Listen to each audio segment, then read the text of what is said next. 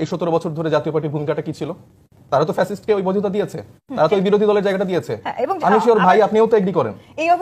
আপনি বলেন, আপনি আমি তো এটা আমি জানতে চাই, মানে বিএনপির কাছ থেকে আমি একটু জানতে চাই যে 17 বছরে আপনার জাতীয় পার্টির ভূমিকাটা কি অ্যাড্রেস করেন কিনা?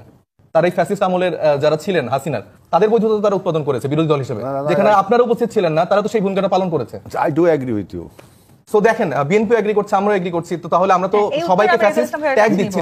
খুব বেশি দূরের কথা নয়, জিএম কাদেরের কথাটাই আপনাদের মনে থাকার কথা যে ইন্ডিয়া থেকে একটা বৈঠক করে আসলো, বাংলাদেশে এসে জানালো না আসলে মিটিং এর কি ন্যারেটিভ বা কি কথা হয়েছে, বলেছে যে মোদি যখন চাইবে তখন জানানো হবে। তো এটা থেকে তো আপনারা বুঝতে পারেন যে তারা আসলে ভারতের দালালি করেছে, তারা আসলে আওয়ামী লীগের দালালি করেছে এবং আওয়ামী লীগকে প্রতিষ্ঠা করতে সব রকমের সহায়তা তারা করে এসছে। এবং তাদের ব্যাপারে আমি আর কোনো কথা বলতে চাই না, কারণ জাতীয় পার্টি এখন একটা অপ্রাসঙ্গিক আসলে একটা বিষয়, তাদেরকে নিয়ে আসলে এখন কথা বলে কোনো মানে না। জি আমি বলছি, আমরা 14 দল সহ জাতীয় পার্টি তাদের নিবন্ধন বাতিল সহ তাদের রাজনৈতিক কার্যক্রম আসলে পরিচালিত হতে পারে না বাংলাদেশে, সে ব্যাপারেও আমরা একমত। এবং